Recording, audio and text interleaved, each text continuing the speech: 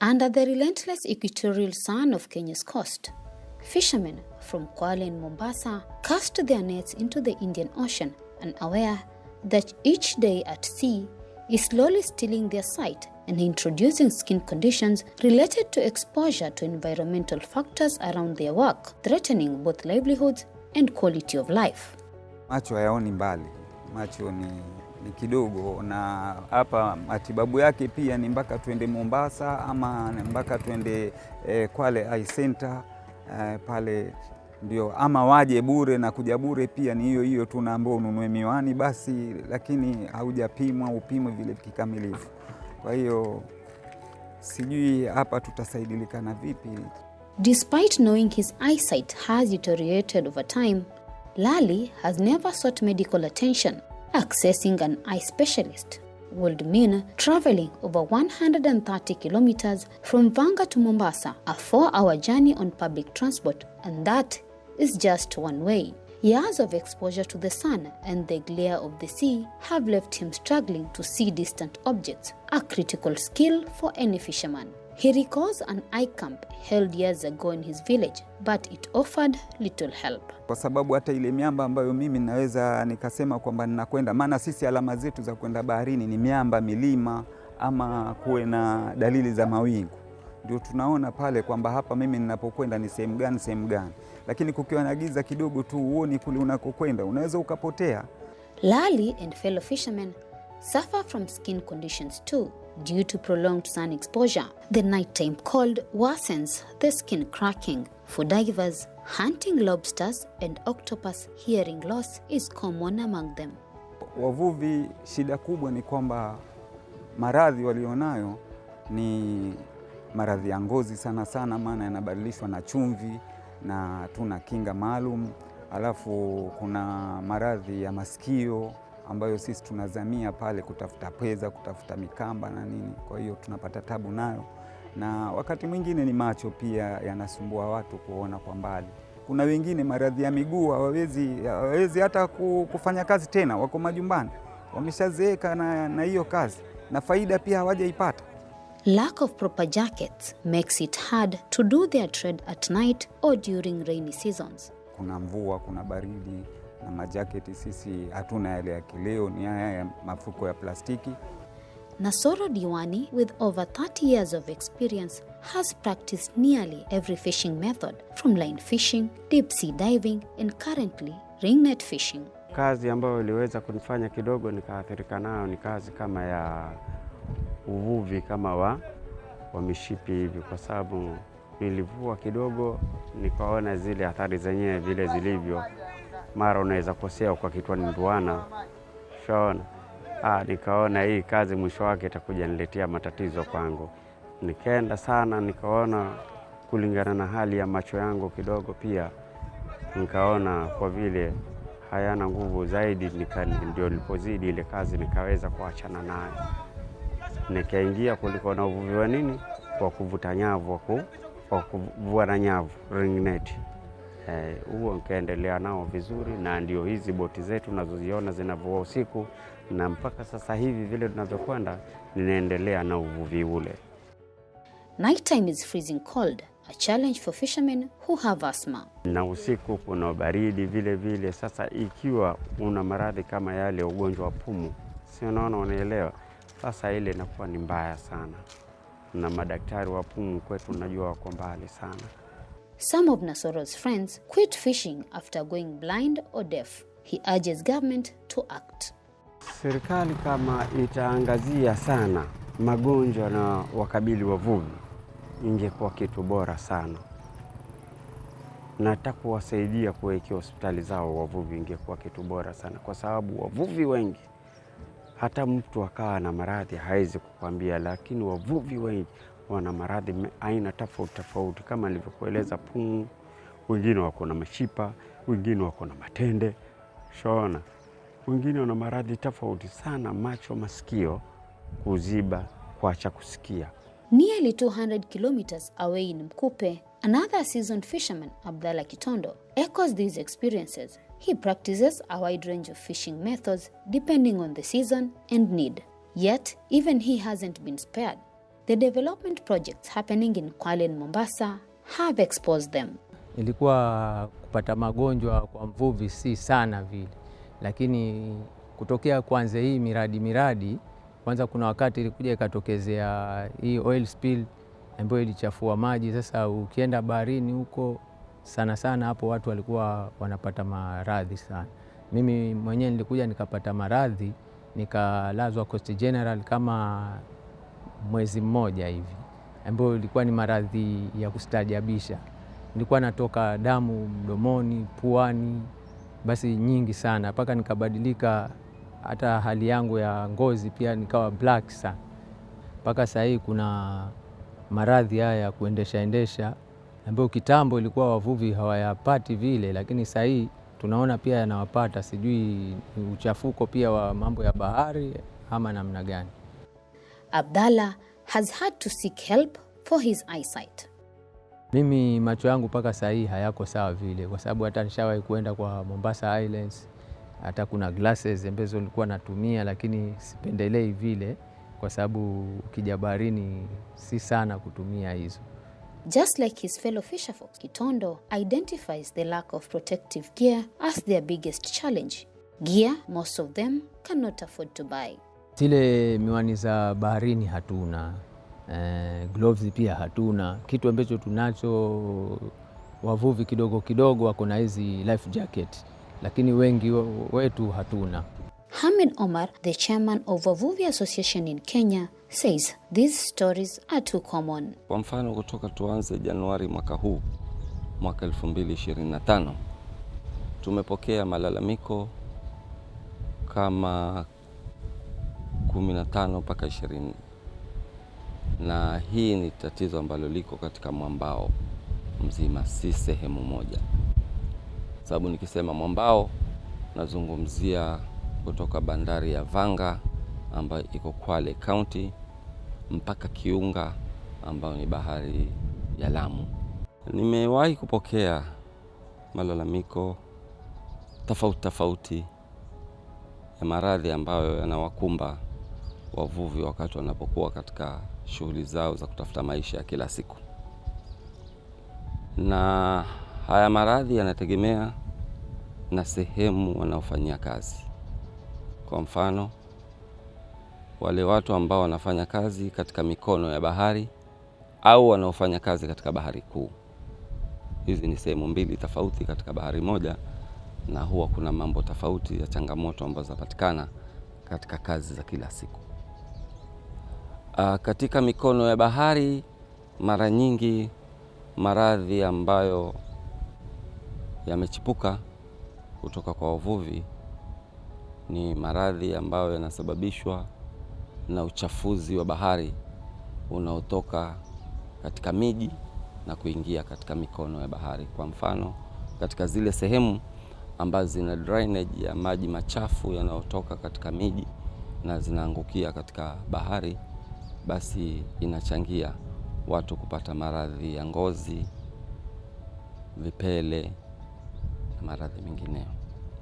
Katika bahari kuu, maradhi ambayo nimewahi kuyapokea kutoka kwa wavuvi ni kwa mfano kama figo. A 2019 study on occupational health risk among fisherfolk in Lake Baringo revealed that their jobs expose them to physical, chemical, and ergonomic hazards. These risks affect productivity and often lead to prolonged absences from work. Globally, nearly 2.78 million deaths occur annually due to work-related hazards. Kenya's coastal fishermen are not exempted. Professor Cosmas Munga, a marine and fisheries scientist and lecturer at the Technical University of Mombasa, emphasizes the growing health risk due to climate change. The marine environment is a major driver of climate change, all right? So when we talk about weather patterns, climate, the sea or the ocean has a great role to play. And just like any other environment, the aquatic environment has several dynamics. So the impact, direct impact of the fishermen health, we have seasons in the ocean, okay? For example, we have the rain season, we call it the southeast monsoon, when the sea is very rough and the conditions are cold, the sea is cold, and the sea is very rough. And then we have the northeast monsoon, which is calm and warm. So these different weather conditions, seasons, have different impact to the health of the fishermen. Yeah, climate change is a big impact. The word climate change is very general, but you can break it down to different areas of impacts. For example, sea level rise is a type of climate change. The sea just rises, and that is not normal. There is sea surface temperature increase. The surface of the sea water is heating up, okay? There is acidification, ocean acidification. That means the acidity of the water increases. And finally, there is the increased occurrences of typhoons or hurricanes, like recently. I think last year there was one hurricane that struck in the East African coast. But some time back in Mozambique, like 3 or 4 years, there was a big hurricane that destroyed around the central Mozambique, Beira region. And this causes destructive, major physical destruction. How nearshore structures destroyed, people's lives get lost or they are affected, they die because of the impact. Professor Munga notes that with climate change, fishermen are being exposed to new marine hazards. Unusual temperature rise, so definitely the fishermen get exposed.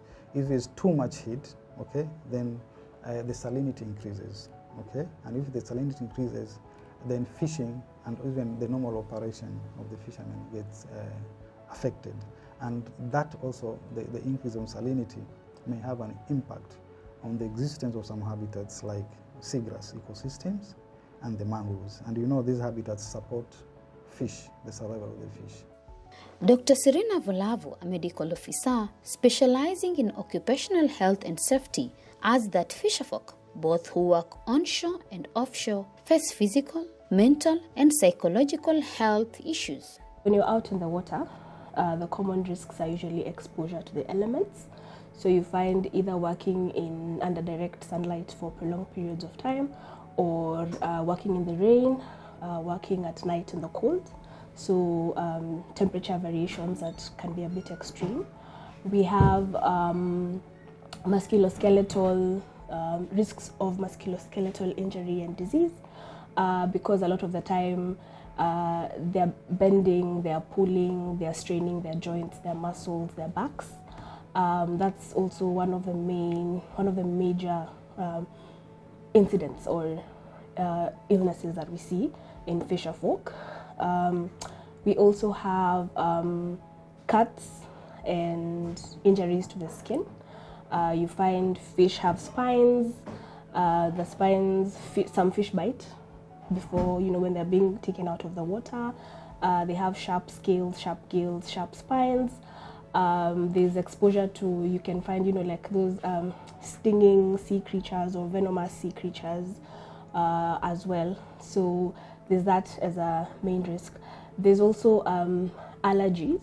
So you find because of exposure to either the chemicals on the boat in preservation and etc., even out in the water, or from some of the fish and aquatic creatures, then they develop allergic conditions either on the skin or in the respiratory tract as well.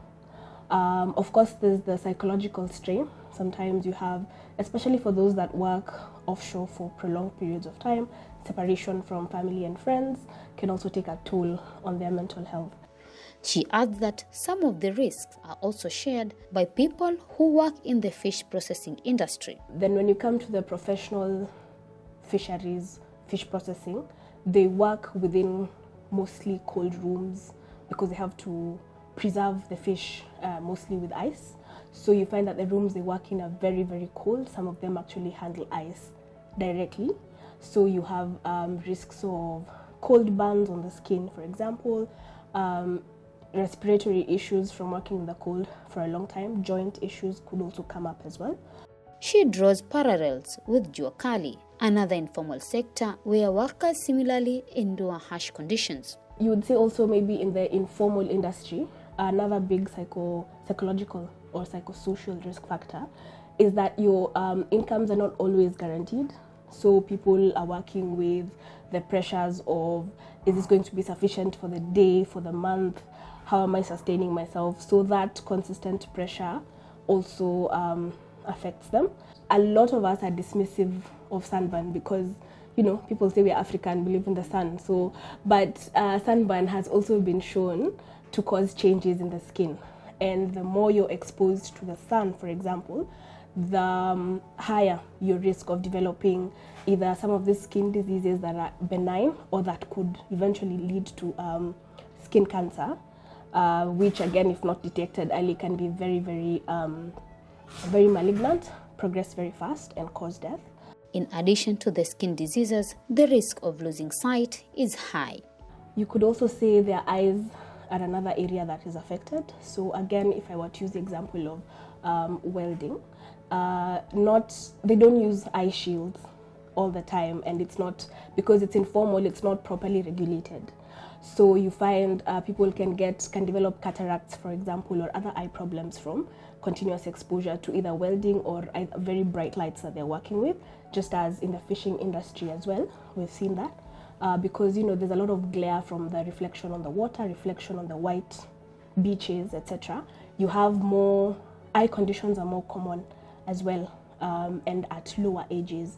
You find otherwise healthy people you'd not expect that are having now cataracts that are early onset because of some of those exposures to the eyes.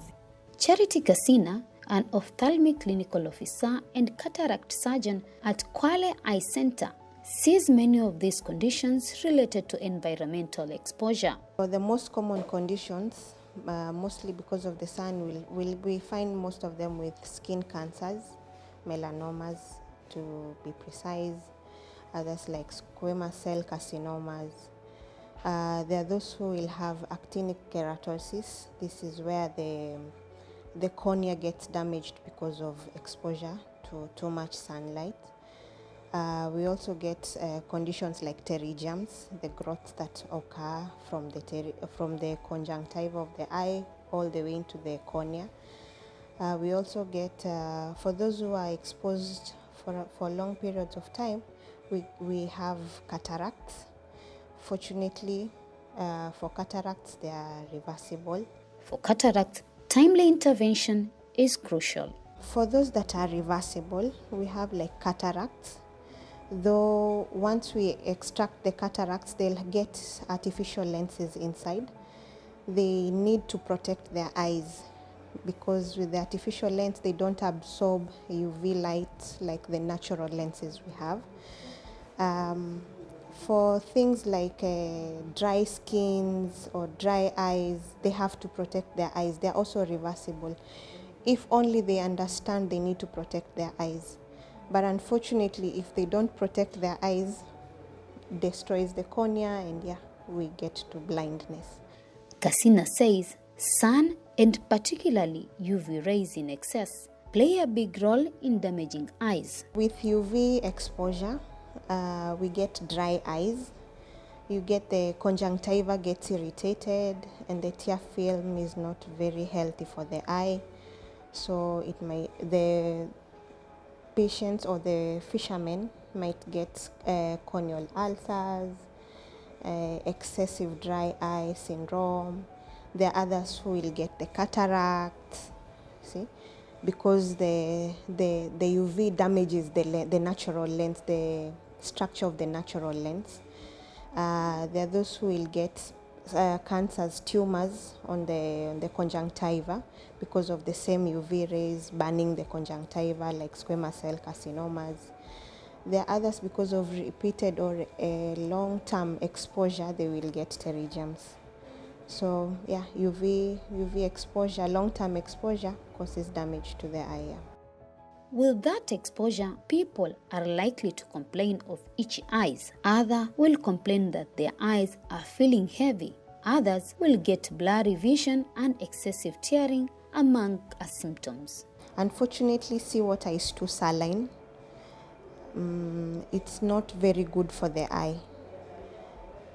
The component of salt is too high. It damages the epithelium or the layers of the eye.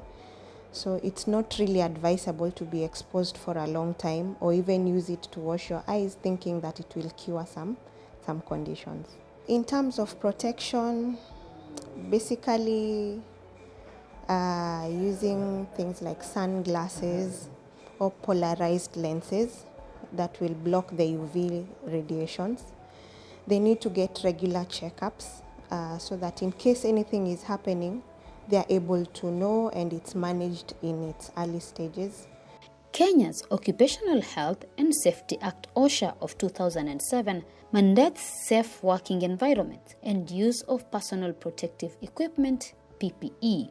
However, its implementation in informal sector like fishing is wanting. Kenya lacks key specialists in occupational diving medicine, hyperbaric treatment, and public health entomology. While Kenya is a signatory to International Labour Organization's ILO Fisheries Convention, it has yet to domesticate many of its provisions into local policy. I am only aware of the General Occupational Safety and Health Act of 2007 that gives the general